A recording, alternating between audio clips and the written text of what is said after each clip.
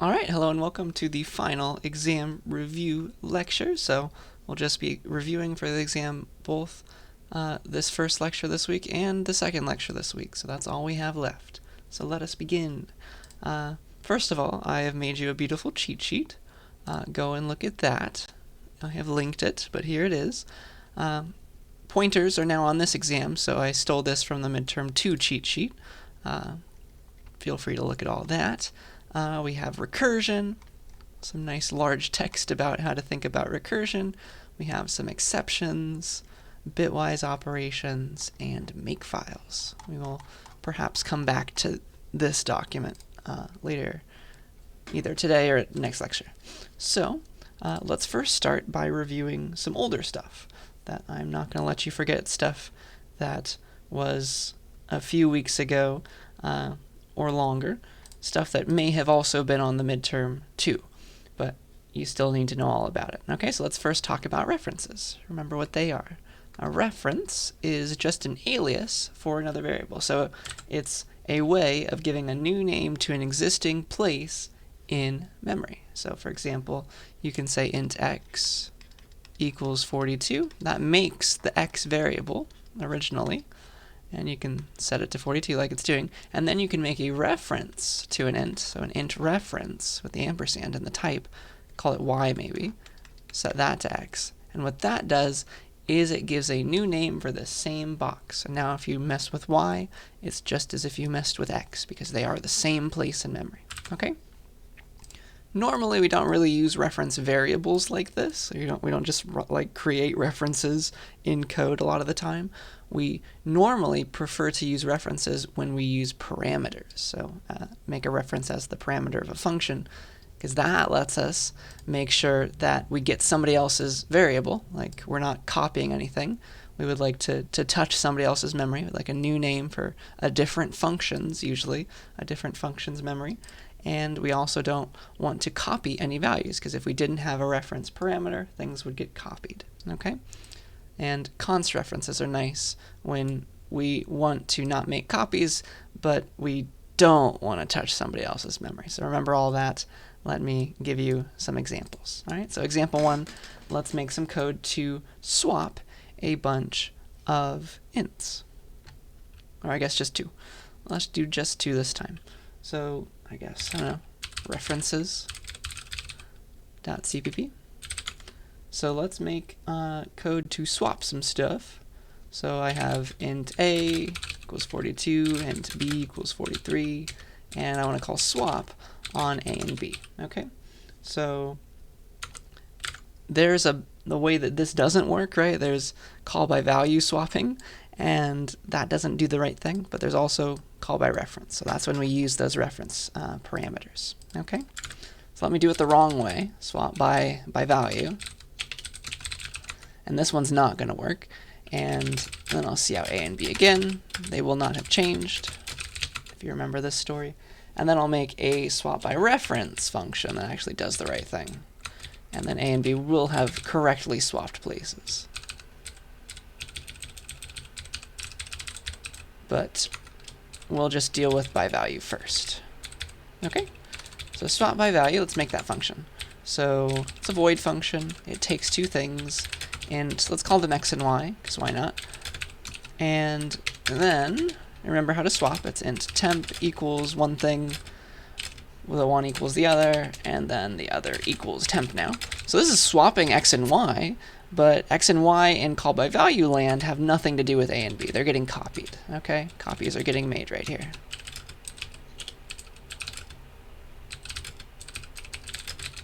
For the parameters, x and y have nothing to do with the original memory a and b.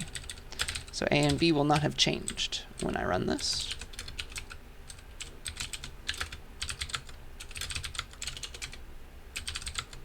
Boop. So nothing happened. X and y got swapped, so x is now 43 and y is now 42, but that was just up here in the stack frame. We had nothing. We didn't really deal with a and b, right? Swap by reference, though, is lovely in that no copies are getting made. We're touching somebody else's memory. Okay? Swap by reference. And so now it's int reference x, int reference y. And just by saying that, I get somebody else's memory. So no copies. We're accessing x and y, let's say. X and y are aliases for somebody else's ints. Okay? It's mains A and B this time. So swap by reference A and B. That means X is a reference to A, Y is a reference to B. They're just different names for the same place, and that allows us to change those things. So now this really is going to swap not just X and Y. X is A, Y is B. It's going to swap A and B too. Okay?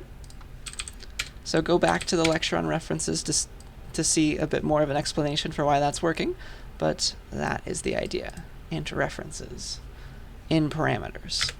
That's how we do that. So that's my first example. My second example is, let me just show you how to pass a gigantic vector to a function without copying it.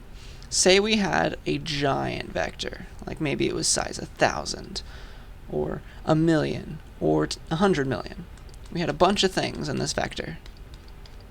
We might not have enough memory to copy it to somebody else. We might not have enough memory to make a call by value function that takes that vector, because it would have to copy it into its own local variable. Let's just say size 1,000 for our example though.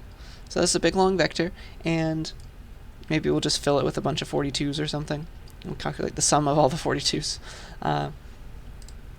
And the goal is to pass this giant thing, all this information, to a function without making copies, because that wastes time and memory. Okay? So here's me making a giant vector. So vector of ints v, and you could use a cool constructor. It's called the fill constructor. You can make a vector of 1,000 42s. So if you read this little documentation pop-up, this is what's going on. The first thing is how many elements you want to make. The second thing is what you want to put there. So I want 1,000 42s in my vector, please.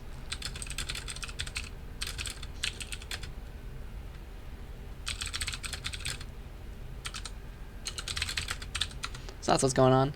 And then let's just make like a sum function or something. So sum all the things in V. And we'll make that function here. So it's a vector of int, so int sum, let's say. Int sum. And let's take our vector not by value, but by reference. This is by value. A copy would have to get made. No, we like it by reference. In fact, we like it by constant reference so that we don't accidentally change anything in V. We don't want to set it to something other than 42. Yeah? I'll use a variable called res, that's for result, and eventually we're going to return that. And we're going to build up the answer by just adding everything together. So for every int in V, res added in to it. Okay, so that's going to hold the sum and return the sum. And I'm taking this vector by constant reference so that no copies are getting made, saving memory, and also I'm not letting myself touch that vector because I'm not copying it, I might be allowed to change somebody else's memory if I didn't put that const, right? I want to stop myself from doing that. So there's that, and yeah, that looks like the correct sum of 1,000 elements that are all set to 42. That checks out. Okay, so that's references in a nutshell. Let's keep on trucking. And again, please yell at me in office hours if you have any questions about any of this stuff. This is all for review, so I'm going to go a bit fast. Okay, let's talk about classes now. We definitely can't forget about those. So I have a fancy example for us. So remember that classes, they have a bunch of things that belong to it. It's like you're talking to something.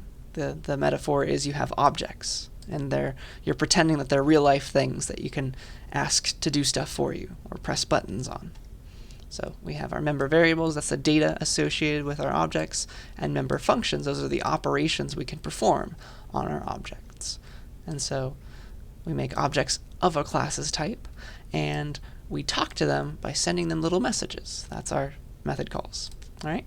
So my first example is let's make a stopwatch. Let's make a stopwatch using CTime, the CTime library, and I'm going to show you a cool character that I don't think I've shown you before. It's called \R. It's very fancy. So let me show this to you.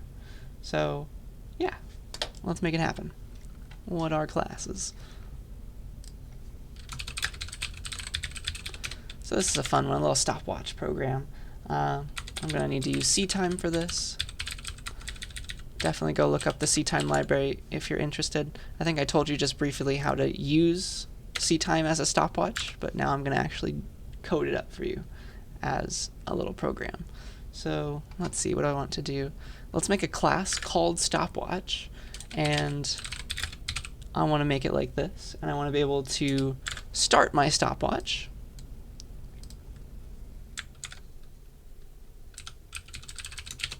So that it starts ticking, and then I'll do some long complicated thing. I don't know, for int I equals 0, I is less than, I don't know, 1,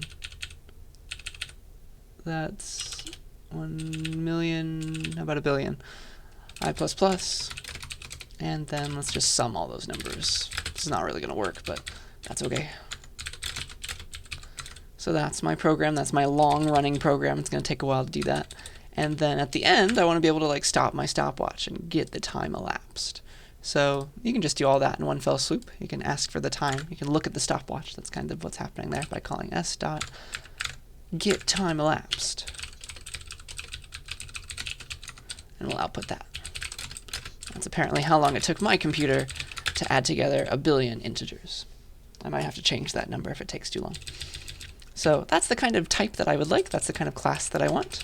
So let's make that happen. Class stopwatch. And if you remember how to use CTime, it's the clock call for clock, and what is it? Clocks per sec, something like that. We'll divide by that at the end. So I got some public stuff. I got some private stuff. Actually, the only thing I need for private is the starting time. And the stuff that clock returns, like if I call the clock function, it returns back something of type, it returns back something of type clock t. And gosh, I think I just quit out of everything accidentally. Sorry about that. I was getting too excited. Am I really? Okay, sure. I think it's happy. We're back somehow. So that's that. And yeah, so when you return a clock, it gives you back something of type clock t. So that's your starting time. And then I want to be able to call start to start my stopwatch. And then I want to be able to call, what was it? It's down here, right? Get time elapsed.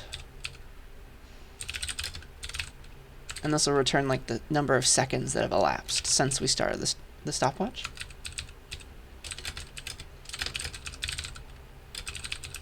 And so these are the two methods that I'll implement. Technically don't really need a constructor because like the start method, it's going to do that constructing. It's going to do that initialization of the starting time variable. So that's fine. So let's make the start method, and it's stopwatch's start method. And this is stopwatch's get time elapsed method. Technically this one could be const. We're not going to change anything, so let's say that. And there's one implementation. Here's another implementation. So start just saves the starting time. So it sets that starting time member variable equal to the current time, which is going to get given to you by the clock function call.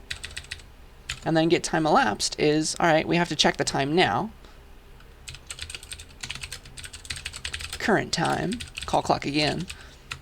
And you just need to give back the difference, right? So what's the difference between the current time and the starting time?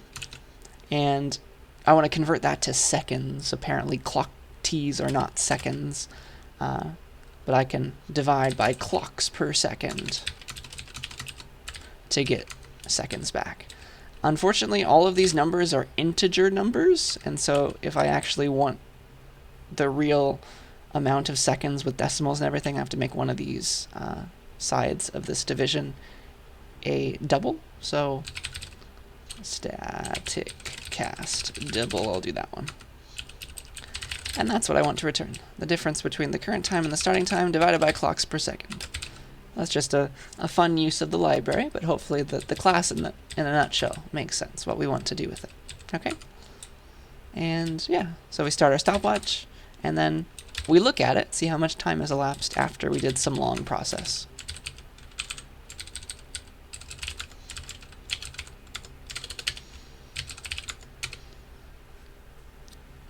Nice. Apparently, to add all the numbers from 0 to a billion, it takes my computer 1.87-ish seconds. It's pretty fast, right? Not bad. So that's stopwatch. And my second example is the fancier example. So let's talk about it. Or no, sorry. I promised to do something even cooler.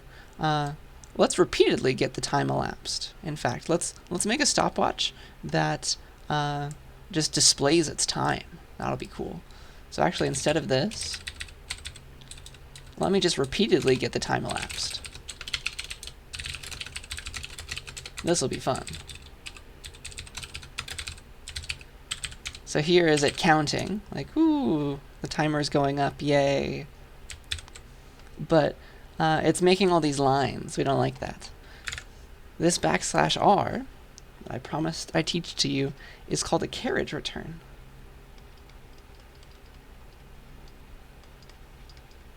And this is also before my time, but at least I know about it. Have you ever seen old typewriters? Have you ever typed on one? So you got the little keys that you press, and they make the little lever hit against the page. And you got this little doodad, and here's like the paper holder, and here's the paper, and like, so you type something, and it's gonna whack the paper and make a mark, and it always makes a mark in the same spot. And so this little thing keeps moving in this direction so that it starts like writing across the page. At the end, it dings, right? At the end, it dings, and you have this little lever that you press back. I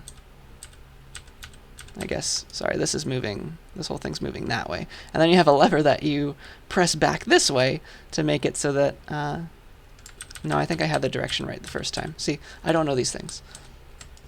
I think this is moving this way, so that, yeah, you start typing to the right more. And then you have your little lever, and you push it, I guess, back to the right. You're going to push it that way, okay? And it's also going to move down the paper a little bit, but also bring it over, okay? So this lever is going to perform something called a carriage return. This thing is the carriage. It's going to push the paper back over to the right spot so that the typewriter can start typing on the left side of the page again. We want to return the carriage to the start without advancing the line. So that's my silly example of what this really means. That's really what it does mean, because you can have automatic typewriters. That's what that character is supposed to be for. If instead of saying endl here, I say cout \r character, it's going to perform a carriage return, move back to the start of the line, and type over what used to be there. That's what's going to happen now. So watch this. It's retyping on the same line now. It's not making multiple lines. It's moving back to the start. And that is what carriage return means. It's move back to the start of the line, please. And that's why it's called that. That was my best explanation, even though I was not alive when typewriters were popular. Okay, the more you know, right? Now I want to move on to my fun calculator example. So here's the idea. I would like to make a calculator that looks like this. It has buttons. Like, I want to make a method for every button. Like, this will be like the push 7 method. I'll call it on my calculator. This is my press the add button method. I want to make a calculator where every button on a calculator is a method. So I'll have a press plus method, a press times, a press minus, a press divide method, and then I'll have press digit method. to press a 1, a 2, a 3, a 4, all the way to 9 or 0. And we'll have to talk about, okay, pressing a digit at a time, how do you build up the number you want to work on? And then I'll also have an equals method, like a press enter button, to actually go and perform the computation. It's like the equals button. Okay? So this is what I like to model in code, a calculator, which is quite nice. So if you think about it, I'm going to make a calculator object called C. It needs to keep track of 3 things every time. So I need to be building up numbers, right? I have operands. Those are the fancy terms for numbers. I have the first operand. I have the second operand, because it's always, if you're adding things, you have 2 things to add, right? If you're multiplying things, you have 2 things to multiply. Operand 1 and operand 2, so those need to be data inside of my calculator object. And also, I need to save the operation that I want to perform. Because the user is going to type a bunch of digits, build up their operand 1, then they're going to type an operation, then they're going to type a bunch of digits to build up their operand 2, and then they're going to press enter and hope to see the right result. Okay? Does that make any sense at all? It will make much more sense with a with an explanation, I think, with me actually coding it up. So let's go and do that. We're going to first need to worry about how to build up a large number, but let me just build the scaffolding. So, like, I want to make a calculator object, and I want to be able to do something like this. C.press digit 4. So let's like add 42 to, I don't know, 55. So this, if I press 4 and a 2, that builds up the number 42 in the calculator, right? And then I want to be able to say C.press plus. And so now it registers that, okay, we're going to add this original number to the next number that I type. So now let's press 55. So I press 5 twice, build up the number 55. That goes in my operand 2. And then if I press enter, it performs that operation. Maybe that gives back the answer, so it can be like cout, C.press enter. Do you see how I want to interact with my calculator now? I want to press a bunch of digits to build up numbers, press a plus, press some numbers to build up the second digit, and then press enter to get back the answer, which is going to be like, what, 97? So that is how I want to use the calculator. I hope that makes more sense now. So class calculator. Now we need to think about what we need. So I'm going to need definitely a constructor. Default constructor. I'm not giving it any arguments. I'm going to need an operand 1, an operand 2, and an operation, so I know what I'm doing, right?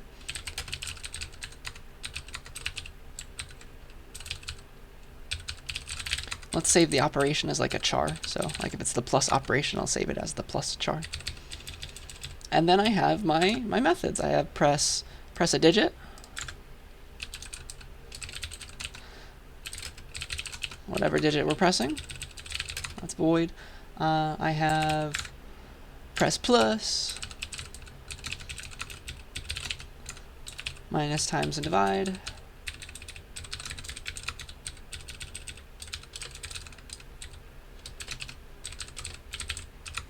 And then I have press enter.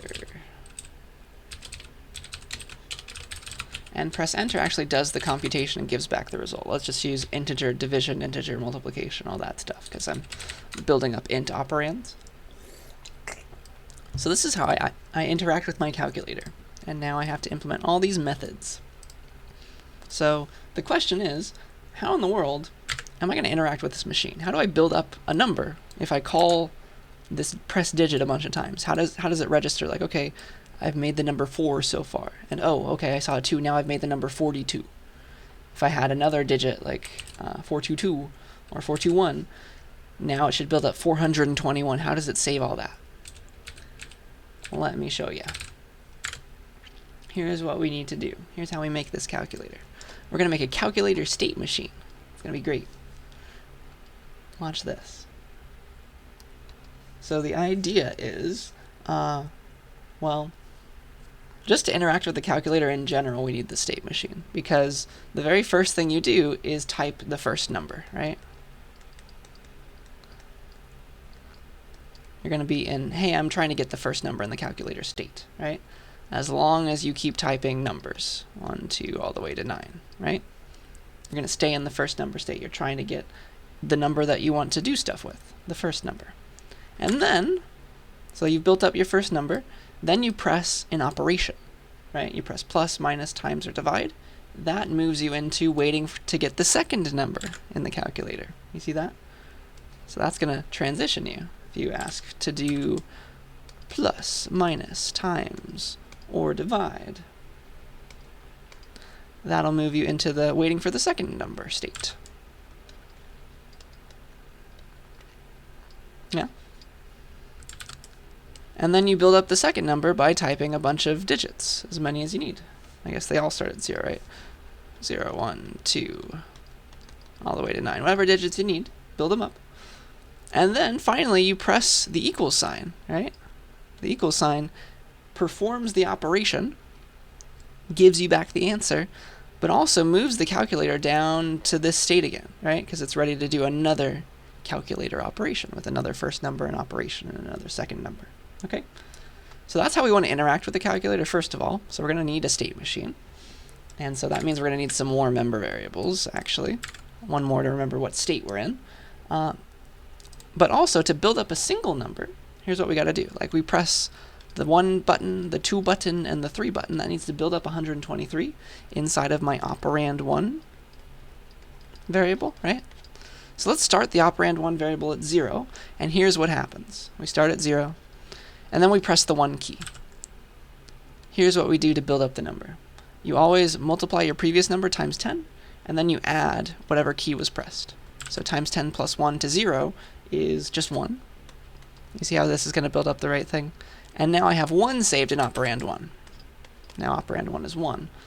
And then I press 2, and I want to put 12 here, yeah, based on 1. So I multiply what I had by 10, that gives me 10 itself, and then I add 2, because that's the digit I just pressed. So that makes 12. You see that?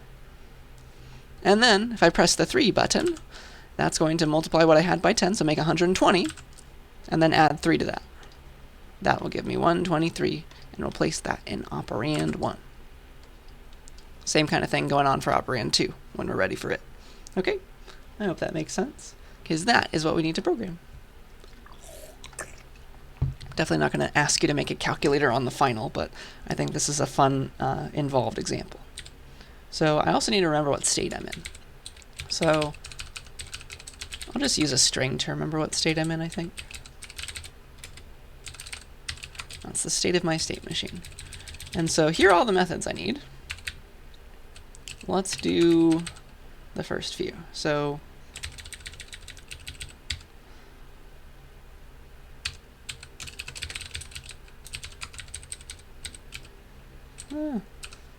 this is calculators press digits.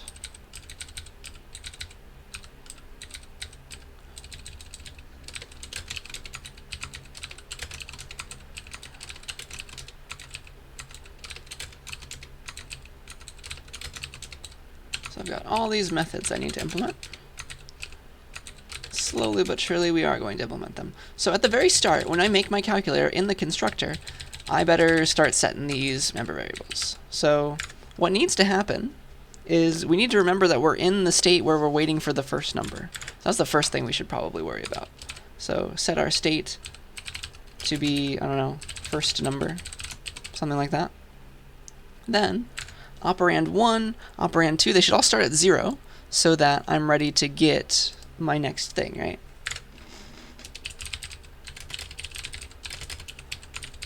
That's kind of what needs to happen. I don't have to make an operation yet because I'm not sure what the user wants. It can stay undefined. Okay, so this is what needs to happen inside of the constructor. And if we're cool kids, we don't do it in the body, we do it in the initializer list. So let's do it there.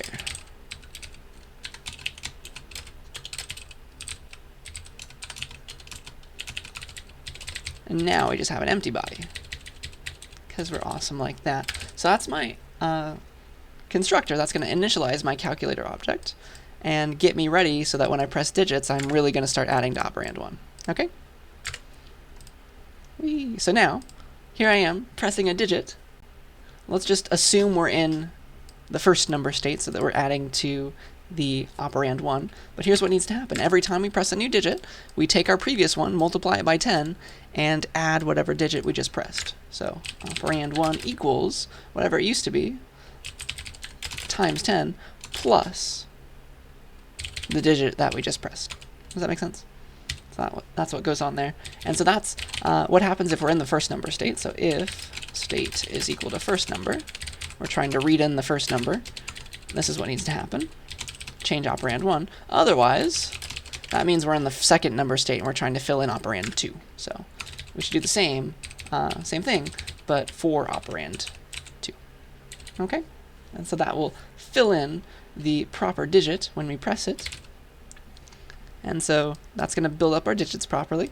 Then we need to worry about, okay, what happens if I press an operation? When I press an operation, I need to save it along, right, to remember what I need to do later. So I want to save my operation in the operation variable. So like, if I press plus, that should set operation to be plus, the plus character. That's how we'll store it.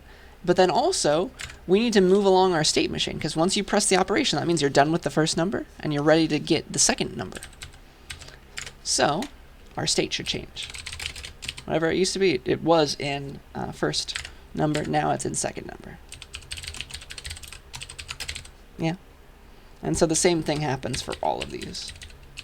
For minus, times, and divide, it's just the operation's different. That's how I'll store the operation. Okay, so that's what happens when I press those. And then enter, what happens when I press enter? I need to perform the operation, save the result, and also reset the state machine, right? Reset the state machine because I'm ready to get the first number again. And then finally return the result. Okay, so result, I'll make an int result variable, and depending on the operation, I need to fill it in with the right answer. It's always like, if the operation was plus, result is going to be operand 1 plus operand 2. Yeah?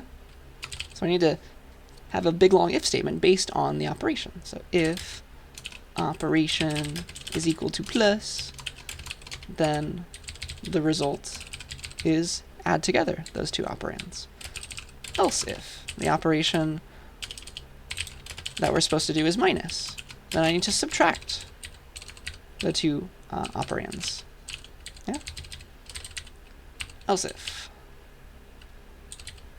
And then one last else.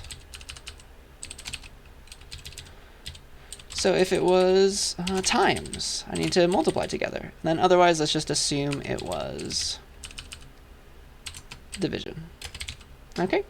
So this is us performing the operation requested that we saved up. And then we need to reset the state machine, so our state becomes first number. We're waiting for the first number again. But also, because we want to fill in operand 1 and operand 2 from a clean slate, we better start them at 0 too. So operand 1 equals operand 2 equals 0. Let's put them all at 0. And then the result is what I saved up. Oh, sorry, state is a string. And then return result. So that is how you perform operations inside of a little calculator. Isn't that cute? So we're mimicking a real-life calculator where you press it a digit at a time. We're moving it along. This is kind of how calculators really work. It's essentially a state machine, really, deep down. So, let's try this. Let's see if what we get back is 97. It should be, at least, in theory. Oops. Yay! So it's working properly, and what better way to make sure it's working properly than to test it? Okay, so let's make sure. Let's test everything. Make sure it's doing the right thing, really. Okay, so let's change all this into tests. So this can be a test. Test calculator 1, for example.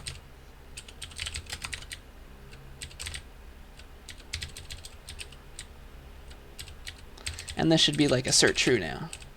When I press enter, the answer should have been 97, right?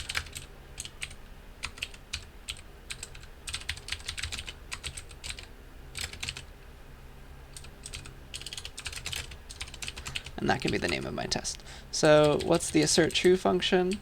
Let's just make it. Void assert true takes a boolean b and a string description of the test. And so if b is true, then we pass the test.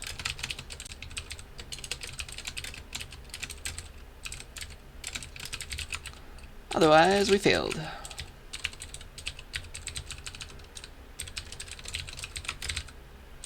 Okay, so I've made a test now for my calculator. Let's call it. And let's make a couple more. Boop.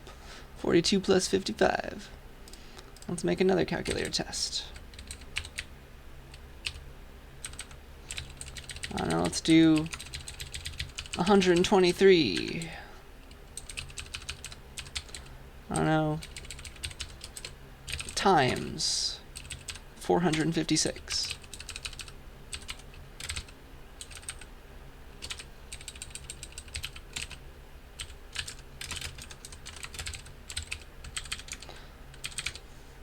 And, oh shoot, we have to call it too. That one failed, oh no. Oh, sorry. Yeah, of course it did. First of all, it's times. Second of all, the answer is supposed to be whatever 123 times 456 is. I'm not sure, but we can have C++ calculate it for us. Okay? So that's nice, that's working. What else, what else? I guess we can also have a test to make sure that like it's going to work again. If we do it again, it's supposed to reset all these operands, right? So I should be able to keep using C, right?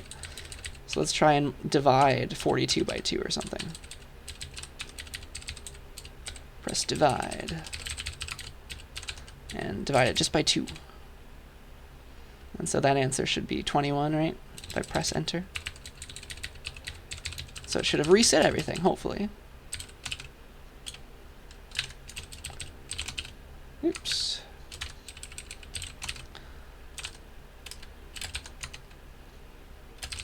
And so that should be 21 with that same C object. Cool, so now we got some passing tests. So that's very important. All right, so now we've remembered how to do all that. We've remembered state machines. I think we're in good shape. So let's move on to pointers now. So definitely check this little diagram. I've made some helpful comments here and some nice color-coded things, but let's also have a slide about it. So a pointer is a place in memory. It's a box in memory, but it doesn't hold numbers that are normal, right? It holds addresses, special kinds of numbers. It holds the address of some other variable. So for example, if I have int x equals 42, then I made a variable called x in the computer, in the memory of the computer holding 42. That's just a box. And the computer doesn't know about x. It doesn't use letters. It uses addresses. So like x, for example, could have lived at address 100. And then I can make a pointer to x. So int star y equals ampersand x. So remember all the operators. So it's star in the type to make a pointer, ampersand for address of, and then star again in an expression outside of the type to dereference, to follow a pointer. Okay? So this line is going to set up this idea that y, which is a new place in memory, maybe it's address 104 or something, it holds the address of x. So it holds the 100, and it therefore points to x like that. Okay? You can have a pointer to a pointer if you'd like. You can set up a z variable that sets its box to 104, which is then a pointer to y, and I encourage you to think about what the type of z should be. But if I were to just see out star y, that is going to give me, well, follow this pointer, get to this box, it'll print 42. Okay, I hope we are remembering that. That's what's going to happen. So yeah, let me show you this example. I guess let's just code this up in a file.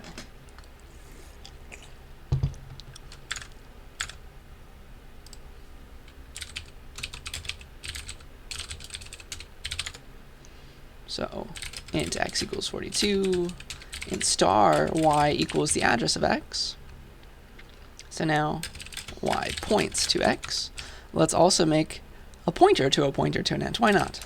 Int star star z equals ampersand y. So z points to y. And so now I have exactly the diagram from the slide. I have this. And so now we know what should have happened, right? So y by itself is just a number. Y holds a number, right? That's its box. It holds the address of x. So if I were to print this out, it's going to look like a weird number.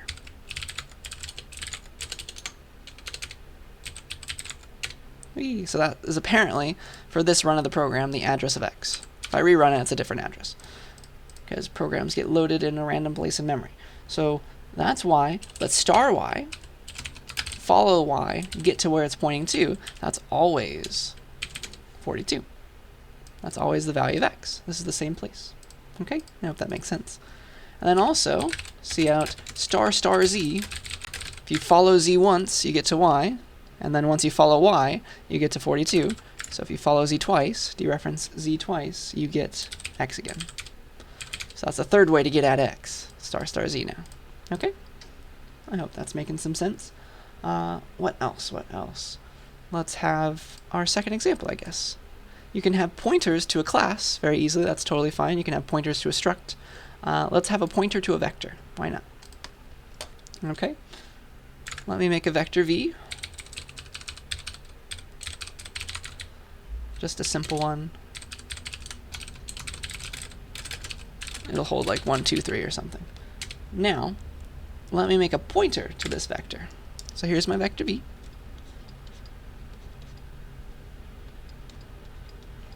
I would like a pointer, I'll call it VP. I like it to point to V. Okay, it holds the address of V. And so it's always based on the type. If I want a pointer to V, well, what's V's type? V is a vector of ints. So that means I need a pointer to a vector of ints. Just like that. All right? So now VP holds the address. It's just a number still. It holds the address of V, which is a fancy vector of integers. Okay? And now I can ask for stuff about V by following VP. I can follow VP to get to the vector V. All right? So, for example, I can ask for the size of the vector. VP, I can't say VP.size because VP is not the vector, right? I have to follow VP to get to the vector, and then vectors have the dot size on them, right? So I got to put this in parentheses and dereference it. So this gives me V, the actual thing it's pointing to, that's the vector, and then I can say dot size on the vector. That'll work. But everybody hates that notation, and so they implemented this way as well in the language. You have this arrow operator that both dereferences and uses the dot for you, because it's very common to have a pointer to a struct or to a class. So that's how you can dereference and use the operation. So that's my, that's going to print those 3s. Okay? So that is what's going on there. And so that's the bulk of what I wanted to remind you of for pointers. Before we leave this slide, though, definitely don't forget about just how memory in general is arranged. Like, I've been drawing these boxes, but really that's not how it is, right? So it's always just been this big long table of addresses to values, right? That's what real memory looks like. So address 0 is saved. It's not usable. It's for the null pointer. So this is like off limits. But you can make variables like, I don't know, let's say we have a, I don't know, variable called I, and it's set to 42. Maybe it can live at address 2. Maybe that's its address. So this is going to get weird looking, sorry. 2, 3, 4, 5. Boop, boop, boop. I need a lot of room here. But here's the idea, and there's a lot more under this as well. But here's where the I variable lives. If it lives at address 2, that means it takes up this memory. So 42 is kind of in there. But every integer, for example, has it takes up multiple bytes. Every integer takes up 32 bits, which is 4 bytes total. and addresses map to a single byte. And so if I lives at address 2, that's just its starting address. That means all of I lives for 4 bytes. It's built up using 4 bytes, 4 bytes of information. And that's where the 42 is stored. Okay? That's how that's working. If it lives starting at address 2, it takes up addresses 2, 3, 4, and 5 then. So multi-byte things have a starting byte, and they go for as long as they need to go. It's like a double would take up 8 bytes, because it's big. And that is how memory is arranged. It's really just a big long table, but it's easier for us to learn if I draw it like a bunch of boxes. Alright, that's pointers. And now let's use pointers for one last thing. Let's talk about the heap. Okay? So it's nice to be able to pass things along using pointers. That's another way for you to be able to do this kind of reference thing where you can touch somebody else's memory. But one thing you are required to use pointers for is to make dynamically allocated things on the heap. You are forced to use new, and new always gives you back a pointer. Okay? So if I say new int, this part of this line makes a brand new integer on the heap, and it gives back the address of it. Okay, and so we're forced to store it somewhere, like int star I. It's always a pointer, because we're getting the address of that brand new thing that got made for us on the heap. And so what's happening here is this is split between the stack. Every local variable, everything with a name lives on the stack. So int star I, that's on the stack. And then the heap stores all of your dynamically allocated stuff. So the second you say new int, that made a brand new box in memory, all shiny and new, just for you. The second you said new, it made that box for you, gave back the address of it, and I gets to point there, because that's how we set it up. So we save that address. To set the box, you have to go through I, star I equals 42 or something. Okay? So that lets you use the memory. And then once you're done with it, you say delete. Delete I. That'll remove this heap memory, and now you're no longer allowed to use I unless you set it to a different address. Then you're going to memory that's been reclaimed. You can't do that. Okay, so yeah, new int returns a pointer to the new thing. It's always new and then some type. If you want a double on the heap, you say new double. And then you say delete once you're done. You say delete, you give it the pointer to that place on the heap, and it'll get rid of it for you. If you made an array on the heap, though, you have to say delete bracket bracket, because remember that arrays and pointers to just one thing are the same type. So you have to kind of hint at C++, no. This is just the starting point of a very long array of ints, for example. It's not just a single int. Delete all of them, please. So that's that. And then also remember that you can have memory leaks very easily with the heap if you forget to reclaim stuff.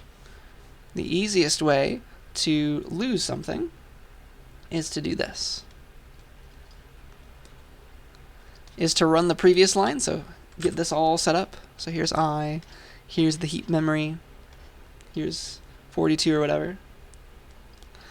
If you say right now, if you say I equals new int, that will re-give a number to I, right? It'll make a brand new int on the heap and chop off this connection and make I point to that new integer, yes? This got rid of the one way we knew how to get here. We lost a way to get to this place on the heap. There's no way of knowing its address anymore. And so this is a memory leak, okay? This has been leaked. We don't like that. If you lose the last pointer to something on the heap, there is no way to go and delete it. You have no clue where it's stored. It's a random place in heap memory. Alright, so yeah, let's have some examples. So example 1, storing a single integer on the heap.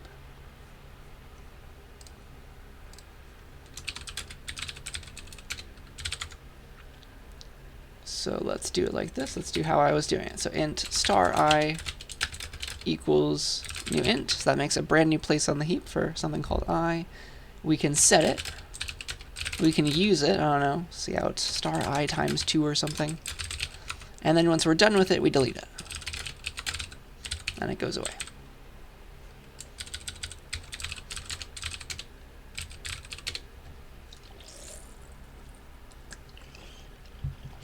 So that's 84, and then I got rid of that heap memory. That's example 1. That's the easy way. Let's do a fancier example now too. Let's ask the user for stuff. We'll ask the user to input a number. We'll make an array of just that many numbers, and then we'll calculate the median of that array, the median value in it. That'll be fun. So let's do this. So section off this program so we can use it again. And then let's ask the user for a number.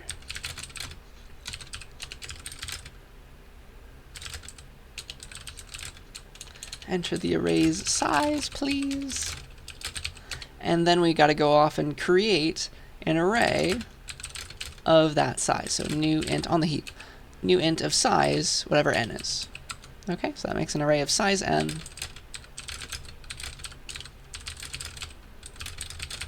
On the heap. And once I'm done with it, eventually I'll be done with it, I'll say delete bracket bracket r. Okay?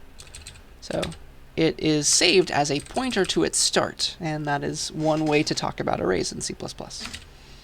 Okay, so now our job is to actually fill it. Let's fill the array. Let's ask the user, okay, you wanted n numbers, let's give me those n numbers, please. So for int I equals 0, I is less than n, I plus plus. I don't know, what do I want to do? Int next num, cout, enter the next element, and then we'll set r of I to that number. So now the array is filled. Now we got to find the median. Find the median value, and then we'll output it.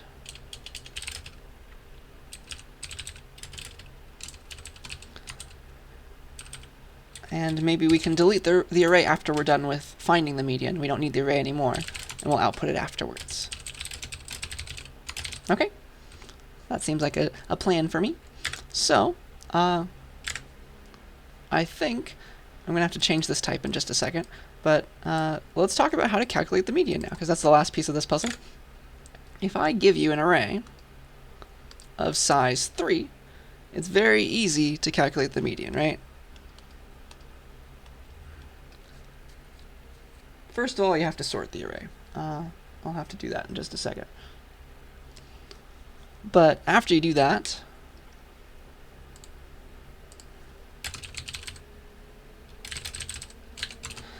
you'll have a sorted array. Let's pretend that we've already sorted our array. Where is the median in a size 3 array? Size 3 sorted array. It's always index 1. Where is the median in a size 4 array? Do you remember how to calculate the median? It's shared, isn't it? It's like, it's the average of the two middle ones. It's 1 plus 2. So that's the secret. If your array is of even length, you're kind of stuck. You're going to have to average together two elements. So different things happen depending on whether or not your array is of size odd or size even. So if it's size 5, we have to calculate 0, 1, 2 is the median element. If it's size 6, we have to calculate that. You got to go between 2 and 3 to find the median, average those together. So because we're averaging, the median can potentially have a 0.5 in it. So decimal places need to happen. Also, what else?